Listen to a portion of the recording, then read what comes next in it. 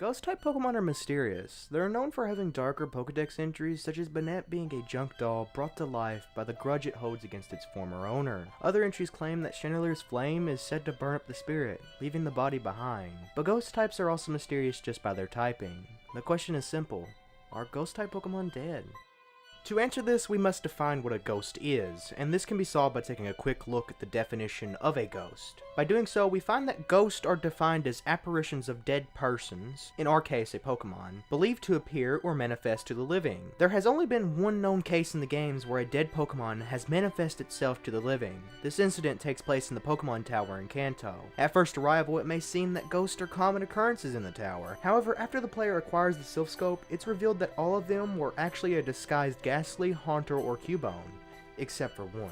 In battle, before acquiring the Silph Scope, all of these so-called ghosts would dodge any thrown Pokeballs and cause all your active Pokemon to become too frightened to attack. However, after their identities are revealed, these effects are removed, aside from the single Marowak near the top floor. This is because she is actually the ghost of a mother Marowak that lost her life trying to protect her young Cubone from Team Rocket poachers that sought to steal its valuable skull.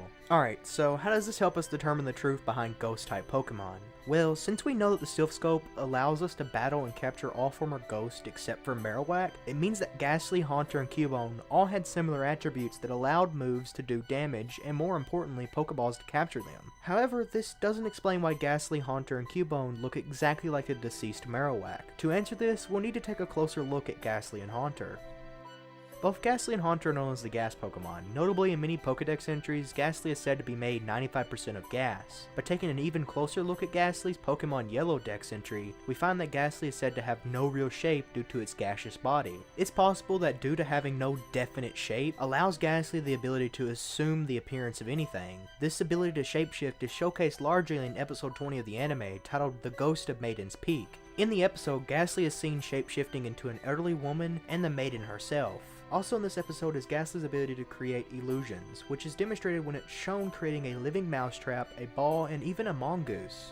This ability to create powerful illusions is further showcased in episode 95, A Ship Full of Shivers. Both Gastly and Haunter are shown creating an illusion of their owner's story. It's possible that a combination of these abilities and the known mischievous spirit of these two Pokemon contribute to their assumption of the same ghostly appearance as the deceased Marowak. On the other hand, we have Cubone, possessing none of the abilities demonstrated by Gastly and Haunter. The explanation I've came up with is that the mother Marowak still desires to protect the Cubone and others from Team Rocket like it did in life. This protection comes in the form of frightening people attempting to reach the top floor, and masking the Cubone with the help of Gastly and Haunter's ability to perform illusions. Another and often overlooked detail that I'd like to bring up could also apply to other Pokemon as well, and that's the definition of what a type is. One definition defines a type as a category of people, in our case Pokemon, or things having common characteristics. Boiled down, this essentially means that ghost-type Pokemon share characteristics in common with ghosts, such as passing through walls and levitation. Because humans are the ones who type Pokemon, this can result in oversimplification due to human error.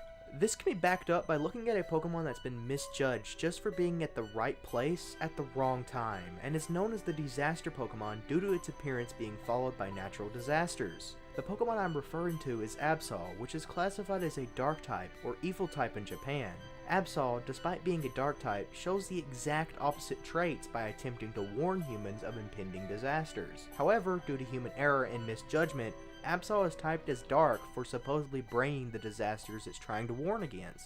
As said before, types are determined by humans and thusly boil down to what seems logical. As such, ghost types, due to showing similarities to actual ghosts, are awarded the ghost typing. In truth, ghost type Pokemon may actually be something else entirely. However, that's up for you to decide alongside the question presented in this video. As for now, true ghost Pokemon are impossible to catch and are extremely rare. Though according to the Pokedex, it's possible for some ghost types to come from dead people, such as Phantup and Yamask. Thanks for watching my theory remake. Consider leaving a like and sharing this video, it's really appreciated, and if you're interested in the original theory, there will be a link in the description alongside links to my video playlist and music credit. If you want to stay up to date, then consider subscribing. Make sure to click the notification bell or YouTube may decide not to notify you. With that said, I'll catch you in the next one.